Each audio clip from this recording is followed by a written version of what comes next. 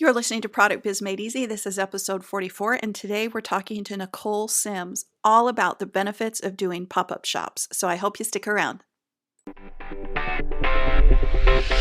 Welcome to the Product Biz Made Easy podcast, where we help you scale your product-based business. Your award-winning host and serial entrepreneur, Becky J. Anderson, created an 8-figure product-based brand that was sold all over the world and in big box retail stores. Each week, she will be sharing sales strategies, marketing advice, or inspiring interviews to help you scale your product-based business. Now, on to the show. Hey, Nicole, welcome to the show. I'm so excited to have you on today. Hi, Becky. Thanks for having me. I'm really excited to be here. I appreciate it. Yeah, I think we're going to have lots of fun talking about this today because, Yes. as you know, my audience is product-based business owners, so they'll be very excited to talk about pop-up shops today. Yes. It's a great opportunity for them. Yeah, so for those that don't know you and what you do, why don't you share that with us? Okay, great. So my name is Nicole Sims, and I am the CEO and founder of Creative Visual Solutions, which is a retail consulting firm that helps small retailers and helps boutique owners grow their businesses. And so a lot of retail consultants out there focus on a lot of different methods, but my main method is visual merchandising. That's my secret sauce. I've been in the retail industry for 30 years, and I've had every job imaginable in the industry. But recently, I was a regional visual manager for Sports Authority and I had 120 stores. And during that, I really learned the importance of how visual merchandising can help grow a business. I had Nike I had to deal with, Under Armour, North Face, really top brands. And we had stores that were $20 million, $50 million stores that I had to make sure had year-over-year sales increases. And my position was to make sure that all of our branding and all of our visual merchandising was set to standard, were enticing to our customers. And so I took all of that knowledge and figured, how can I start my own business? And how can I help other people out there, help other small retailers have the same understanding of that I do? So I started my retail consulting company to really help small retailers, really help them out with the visual merchandising aspect, as well as running a successful business on both sides of the thing. That's great, because I think a lot of people just slap up their display at these pop-ups. So I'm sure they do. that you have a lot to tell us. Yes, So I do. For those that are new, that are listening and don't understand what a pop-up shop is, do you want to explain that? I would, yes. So pop-up shop actually has grown a lot in the past few years. A lot of either large retailers are using them as well. Basically, though, the concept of pop-up shop is something that's temporary. So something you can do a temporary, either a storefront, it could be as small as a temporary tent. It could be something that's just something that's going to be there for maybe a week or even a couple of months. So you're taking us to a temporary location within a mall or within a fair or within a event that's a local event or a charity, and you're basically putting up a small little representation of your company or your product to sell to your customers. So it's basically a way of getting physical with your customers temporarily. So you don't have a lot of upfront costs like a brick and mortar would. You don't have a lot of overhead, but you are getting your product out there and you're getting your voice out there to your customers instead of just being online. Yeah, I know there's a lot of the people that listen to this show that do craft fairs and a lot of pop-up shops like that. But I know that it's a lot bigger than just pop-up shops. So or craft fairs. So we'll dig into that. So do you want to start with what are the benefits of doing a pop-up shop?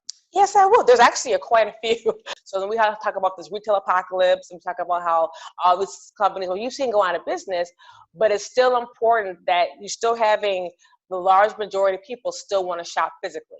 They still want to have an experience. So that's the one of my benefit is giving your customers an experience. So they might be maybe a fan of yours. They might be on your online store, but they still crave the interaction with you. So the number one benefit is getting that interaction with customers and really starting your engagement with them. So there's a lot more, you're appealing to that customer who's still, I love your product. I love buying you online. I'm a really good fan, but I really want to meet you, or I really want to talk to you, or I really want to have that one-on-one engagement and feel more of a relationship with you. So that's really what the number one benefit right there, because again, only 11% is done online. So there's a huge market out there for people to really still go in your stores. I used to love working the trade shows so that I could hear the Mm-hmm. customers and what they love. So I can imagine the benefit of having the customer so you can hear what they like, and you can also Right. see their expression. To say you have a line of products there, you can see what they naturally go to first. That was Exactly. always a big plus for me, going, oh, they always go to that line rather than this one, or they pick up this candle first or whatever. So I can see that being a big, huge benefit. Yes. The other thing that I hear from my clients is that the benefit of pop-up shops is it's almost instant cash.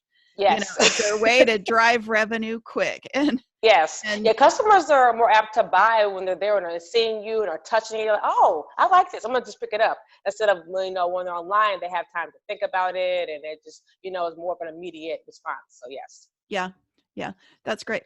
So where can people find pop-up shops? Like, give us some examples of some pop-up shops. Where they can find them to buy the product for them, or find them To to, exhibit. So oh, say exhibit, yeah. that they want to go do a pop-up shop. Where would they go besides just the craft fairs that they're doing? Oh, so basically this is a big booming part of the retail industry. So a lot of the malls, because again, malls are struggling right now. Okay, so malls, if have a mall that doesn't have a really strong anchor, they're always looking for ways to grow revenue.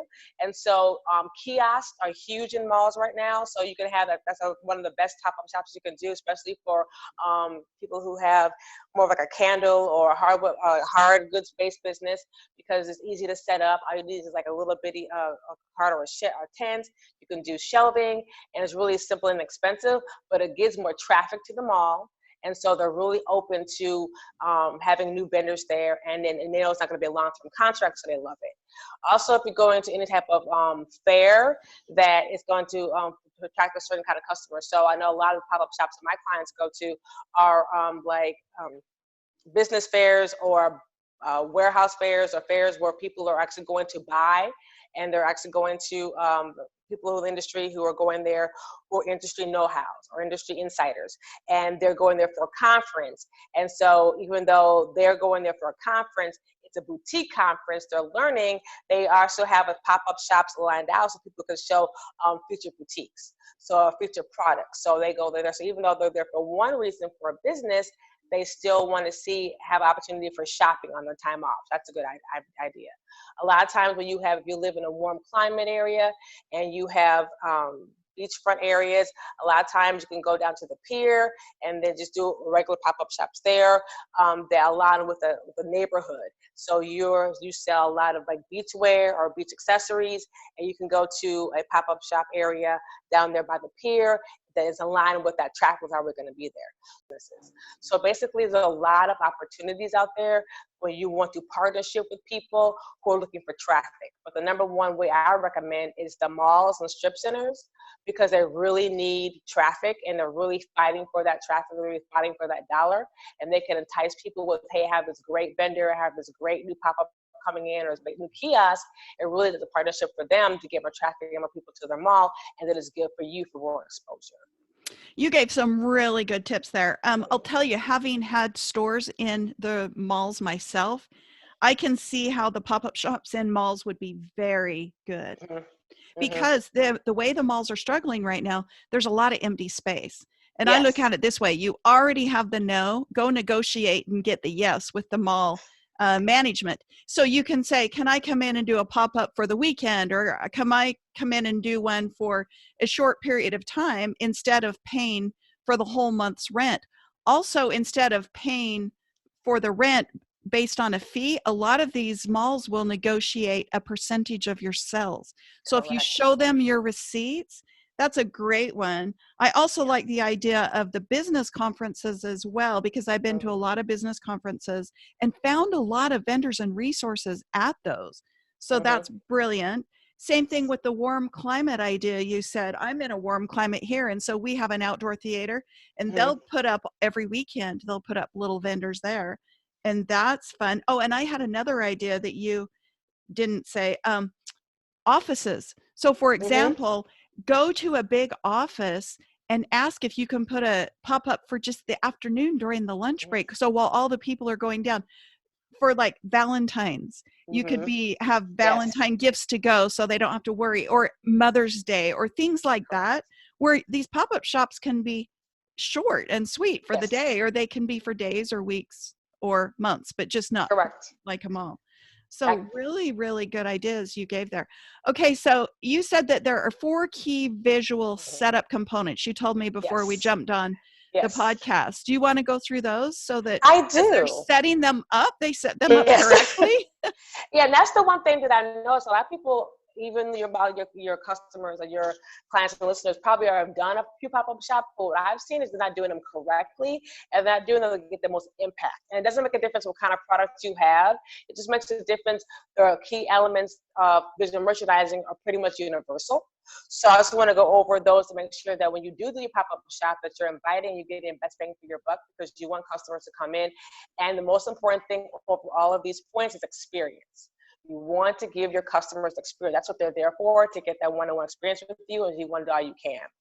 So number one will be your fixture floor setup. This is huge. So how you set up your floor to make it look more inviting, to make it look more like a store or a shop, is very important. So you want to make sure, first of all, it's open. So I know a lot of your customers have product bases that have to be stacked or have to be shelved. You want to make sure that you're open and inviting. So when you walk in, I'm not getting obstructed by a table or obstructed by a big, huge fixture, but I'm already having open space, like a U shape, to actually draw me into your pop-up. That's the first thing you want to do. I've seen that mistake a lot. Yeah, so have I. So have I. So I understand we want to get our product in front of customers. We want to make sure they see it, but they're coming they want to feel that they're welcome. And then when you have something like obstruction and blocking them, they don't really want to come in. So you want to make sure that it's open and inviting. The next thing is not to be too cluttered. This is all with floor fixtures. Point number one, not to be too cluttered. So again, you want to show a lot of your product. You're there to make money. You're there to engage, but you also don't want to overwhelm your customer. If you have way too many things going on and your displays are too heavy or too full, it's going to start distracting people. They don't know what they're looking at. So you want to make sure that it's clean. You want to make sure that it's full, though, that you don't look like you're going out of business already, but you want to make sure that it's clean and telling a good story, but you also don't want to overwhelm your customer, because it's going to make them not want to shop. Yeah, I always used to like to put one thing up front that would kind of be the hook to get them in. And so you focus on that, then you get them in and let them see everything else. But, I agree with you that if they're too cluttered, they don't know what to. And, I look at it this way also. You have 8 seconds. They're walking by. Yes. And you got to grab them in that 8 seconds. You don't want them to run around you. It's like, oh, what have you got over there? You have the little hook up front and get them in. Exactly. So one thing that that's used on a lot of my clients is, a lot of people forget about, is you want to group things by category or department. So a lot of times you have various different, you have candles, but you have different type of candles. Or you have jewelry, but you have 4 different types of jewelry. You want to actually display them by their categories. So a customer can say, well, I really like casual things, or I really like fruity things, or I really like this. And so you have a divide, like, I'm not really interested in floral, I'm not really interested in this, but, I love the bold colors, and they're all together. So that draws that customer. But the next customer, I like floral, I don't want dark, and they're together in their own separate category. So you can have like a store within a store type feel, because you have the departments or categories separated. And a lot of people forget to do that and just put everything together, and they really don't show the uniqueness of everything that you have. Yeah, the cohesive line is very important. If you're going to put the money into a pop-up, you want to have the cohesive line, and I agree with the category section. Yeah. So you just don't want a million things thrown in. You want something that speaks to them, that's very cohesive. Yeah. Exactly. And then lastly thank you. Lastly on that point is, you also want to make sure that your fixturing or whatever you're using matches your brand. So it looks like you. So you can buy things from a lot of different kind of manufacturers for your pop-up, but you want to make sure that it looks like your website, or it looks like who you are, and it reflects who your brand is. So it's very important that if you're very, very country, and you're very easygoing, and that you don't have really stiff, very cold looking fixturing. So on the other hand, if you're very, modern and sleek, that you don't have very relaxed fixturing. So you want to make sure that the customer who saw you online or saw your website, they want the same kind of look and feel when they get to your pop-up, so it matches each other. Yeah. Do you think it's important that they invest in fixturing, or can they kind of wing it? Like, for example, could they have tables and then have boxes on the tables and a tablecloth coming over? And as long as it's got the good signs and it matches and it's a Hmm. cohesive flow, so that they can get Yes. started where they are with what they have right now? Yes, I think that's fine. Because I've actually seen that pop ups where people have come to ask me for their opinion, and they didn't have a huge budget. It was the first one they were going to, but they were just so happy to get invited to this event. And she had a very clean tablecloth. She had maybe one or two fixtures, showcased her product really nicely and cleanly, and the signage really, which my next point will be, really set it off. So yeah, it has to be fancy or over the top, but long as it's clean and inviting and looks like you and it looks professional, you should find. So yeah, you want to start where you are, have a few boxes here, as long as they're neat and clean and they're displayed properly and like the point just said, not too cluttered and open inviting, it will sell for you. It's amazing what you can do with a tablecloth, or even I've seen the colored paper where you can get it printed and just Mhm. tape it around the table and put it on top so that it looks really inviting, but it's not super expensive, because the Yes, important thing is that they get started doing these pop-up shops, because it's exactly. another way to drive revenue in. I was going to ask you about signage, so I'm glad you said something about it. So I'm like, that's Yes, an important aspect in my opinion. So it's tell us about the huge. signage. I totally agree. It's huge. Again, that's one thing I notice with my clients is they forget about the signage expert. They think it's just not important, but there's actually 4 different types of signage you should have in your pop-up shop. So So tell number us, what one, are they? So number one is promotion. So you have any type of promotion that's going to draw your attention. Because again, if you're going to a fair or you're going to a kiosk, or you're going to be with other competition, promotions draw customers to you almost immediately. We have something that says, hey, 20% off, or hey, buy two, get one, or whatever. You want to make sure those are clearly spelled out and very easy to read. You don't have too much, but you don't want to have something that shows some type of value to your customer and is very clearly explained and clearly shown. So that's really important.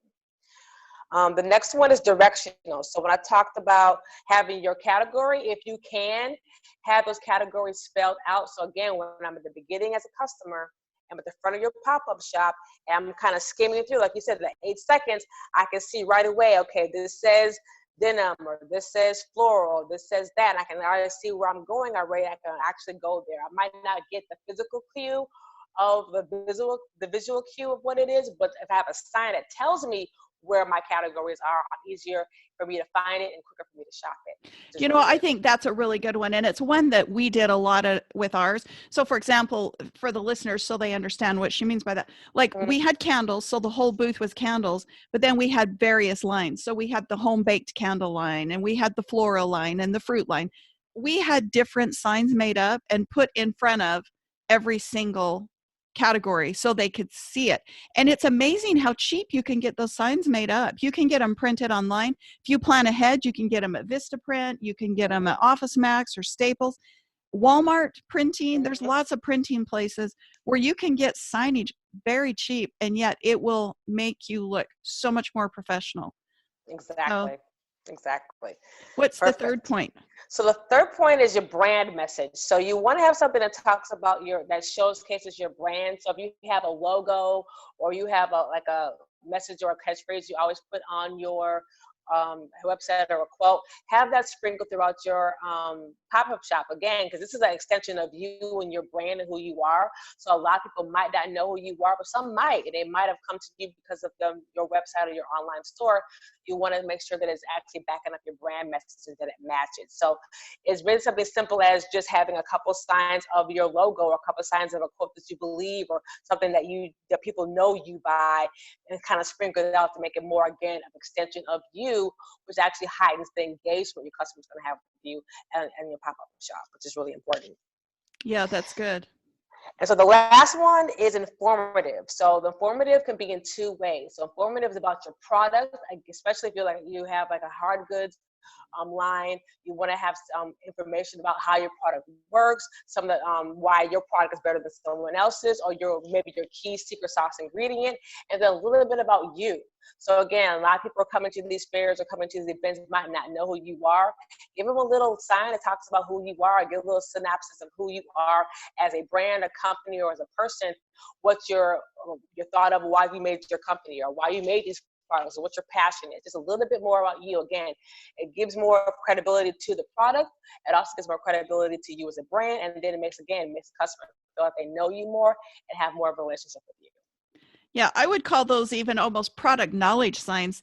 And Yes. we used to call them shelf talkers. So we'd put little teeny tags under each line and explain this is a soy candle with a cotton wick and 7% fragrance, and go through all of the things that made it unique and better so that they knew. Because we look at our products so much, we just don't remember that the customers don't know us if they don't know us, and we need to let them know quickly what's unique about us and our products. So those are Exactly. all really, really good Exactly. points. Great, thank you. Very So good. sorry, Oh, go go ahead. ahead. Go ahead. No, you I go was on ahead. number 3. Okay. So number 3 is lighting. So this is one thing a lot of people also forget to talk about or focus on. And lighting also depends on where you are. So if you go into a larger event, like we talked about earlier, about going to a fair or going to a business event, they might have a lot of setup for you, and they might have a lot of things available for you. But if you're going to more of a country fair, going more outside event, or you might have to provide your own lighting, which you can get pretty expensively on Amazon or things like that. So it's not going to be very expensive. But you want to make sure that you have proper lighting for 4 reasons. You want to make sure that it highlights your display area. So people don't look too dark, so they can see what you want them to see. It sounds obvious. It sounds like, okay, they're going to see it anyway, but not really. If you have a special, like for example, for your candle example, you have 3 candles that you just are your best sellers, and you want people to see them in the myriad of all the things you sell. You want them to know these are the best things. These are our highest volume that we sell. These are our key candles. I want to highlight these. So the best way to highlight those is to give that visual cue of lighting. And that would be the first thing that you can see. That would be the most highlighted. Everything else will be visible. But those 3 highlighted candles already tells you as a customer, oh, that's special. I need to go see what that is. How do you feel about even putting lights like above every display? Yes. Because I think it makes a difference. Yeah. Okay. That's my next one, actually. Yeah. Oh, okay. Sorry, I'm getting ahead of you here. You're good. No, you're good. This is perfect. No, yeah, it's perfect. Yeah, so highlighting everything. So I'm from visual background, so we believe in lighting. Lighting is really key to us. So you want to make sure that all your displays are highlighted, because again, it draws my eye as a customer. So if it's darker over there, I'm really not going to pay attention to it. But if every single display has a lighting on it or has some kind of lighting to it, you are drawn to it. The highlighted for the key items is just maybe a little brighter or a different color. So that kind of distinguishes from everything else, but everything else should be highlighted. So I do agree with that. That's great. You also want to create a mood. So again, lighting can really set a mood. So if you are really high-end jewelry line or really high-end shoe line, you want to make sure you want to feel that way. So if I have very bright neon pink things going on, it doesn't really go with the mood of being high-end. But if I have something that's more soft, that's more somber, that's more clean and crisp, it goes back to my brand. And it creates the mood of being elegant. It creates the mood of being, okay, I'm in someone's pop-up shop who is more high-end and more expensive. So when I see that $300 price tag, I expect that. So it all comes into my psyche of all the senses. Like, I feel expensive, it looks expensive to hear, the lighting matches the mood of the brand. I expect what I see. So you want to make sure that your lighting creates that mood for your customer as well. That's great. And then kind of what I just said a little bit also about matching the brand. So the mood and the brand kind of go hand in hand, but you also just want to make sure that the lighting doesn't contradict who they think you are, who you want to project. So if you are a wispy, kind of airy type of free-flowing vibe, you should have like different kind of colors and moods going on. You don't want to be too serious and too clean, because that doesn't really match who you are as a brand. So you would create your mood with your lighting as well as match who you are as a brand. That's great. Good advice. Thank you. So the last thing are displays. So we kind of touched on a lot of these points already. I just want to give a little bit more detail. And this also comes down to what type of product you sell. So the displaying methods can change and vary. If you're selling clothing, you're selling stationery, if you're selling jewelry, it changes slightly, but the concepts are still the same. going back to your candle example, you want to make sure that you're not doing all the same type of display. So you're doing stacks of 3 here, here, here, and here. But you have you have some shelving behind, and if you have like 2 or 3 kind of your high-end single candles together. But then on a table, you might have a stack of 6 or stack of 5, and you're kind of sharing different types of display methods and different types of displays to kind of give it interest. Because if I see the exact same thing all through your pop-up shop, I kind of lose interest. It's not telling me anything. It's not really drawing me in or keeping me interested. If I'm seeing different type of textures and depths, I'm really more interested in what I'm looking at, and it makes it more interesting and intriguing as a customer. Yeah. So you'll want to mix up different pictures. Again, it depends on your budget as well. So you want to try to do not just all tables or not just all T-stands or not just all shelving. You want to mix it up again. Okay, the more interesting you make it, and the more variety you can give your customer to look at, it actually feels more like a shop, and it feels more like a actual experience. So I'm just looking at the same thing again. You want more variety and more interest to make more engaging. You also want to make sure that your displays, like kind of going back to the previous example about your mood, match your brand. So we also talked about, being on a budget, so I understand it completely, but there's ways you can be simple, clean, and elegant who you are, and be simple, clean, and elegant in your styling of your fixturing. So you want to make sure that if you are high-end, that whatever you do is simple, elegant. You want to make sure that the tablecloth looks professional, looks rich, that if you're using some type of table that some kind of risers, that maybe you have like a metal element to it, so it gives a little more elevated style. So you just want to make sure that your fixturing matches who you are as a brand. And even if you're on a budget, there's ways you can go around it where you can still be inexpensive but still look and come professionally and look who you are as your brand dictates. So you want to make sure that if you rely on luxury, you look luxury, but if you're a country more casual, that you can still look casual, and it really shows the customer, okay, this is who I'm looking at, and it matches what I think about you and your brand and your product. Excuse me. You want to make sure that you're using high equipment that's actually going to be sturdy. Last thing you want is to have something that people go to touch your product and then the table falls or something breaks. And you're like, oh my gosh. And you're like, so it's like, and really pick it up. You want to make sure that it's sturdy enough to be interacted with. Because again, your customers are there to engage with you. They're there to interact with you. They're there to learn more about you. And when they touch something, which is why they want to be there in the first place, and they feel something and something breaks, that's kind of like, it kind of goes against what you want. It doesn't really a good example for you. So those are it for the display. So yeah, the display part, again, depends on who you are and what you're selling, but everything goes back to you want to sit down and plan and about what do I want to portray to my customer? What kind of engagement do I want my customer to have with me and my brand? And you go from there. Yeah, I think it's important just to get out and be visible locally and wherever you can, because then they can get the contact information, get them on their mailing list as well. So these things are not only cash revenue generators, they're also great marketing. Yes. Yeah, they're great for marketing and growing your list. So, well, you've shared lots of wisdom with us. I'm so grateful for you for doing that. Is there anything or any tools or any resources that you want to share with the listeners that would help them with pop-up shops?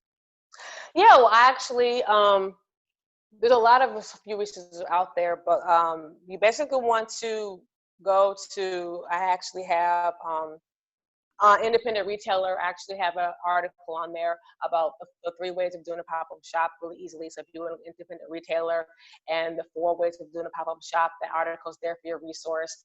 You also can just look into, I've done this myself. I was on Pinterest and I looked at opportunities of pop-up shops for mobile boutiques. So my client's a mobile boutique owner, and that's a form of pop-up shop. And we've actually taken those concepts from a mobile boutique and actually moved into a pop-up shop, but she's been asked to do LAX pop-ups and things like that. So you can go to Pinterest and look at those kind of situations and kind of give you some visual cues on how to set up different types of pop-up shops as well. So basically, you can get your inspiration from a lot of different places that deal with visual merchandising and deal with your mobile boutiques, and then take that kind of inspiration and use that for your own methods and what you need to for your own needs. So it's a lot of information out there from that. But yeah, I like Pinterest a lot, to be honest with you, because it really gives you some physical and some nice photos to really take away and use your imagination to kind of get to your own juices flowing for you. That's great. So where can the listeners find you since you're the pop-up expert? Yes. So I am the pop-up expert. You can find me on my website, which is www.creativevisualsolutions.wordpress.com. I'm also on LinkedIn, which is Creative Visual Solutions 1. So that's Creative Visual Solutions 1. And then also I have Instagram, where I have a lot of good videos on there about merchandising and pop-up shop information. And that's on Creatives with an S Solutions at Instagram. So you can find me on Creative Solutions at Instagram. You can also find me, like I said, Creative Visual Solutions 1 and LinkedIn. We have a lot of videos on there to give you a lot of information and some information about pop-up shops, as well as a lot of visual merchandising tips and tricks you can use as well. And I'll go ahead and put all those in the show notes so they can find you. But thank you so Awesome. much, Nicole, for Thank being you, with us. Becky. You've given us so much information. I really appreciate it. I appreciate it. This was really fun. I appreciate the opportunity. Yeah, thanks for coming. All right. Thank you.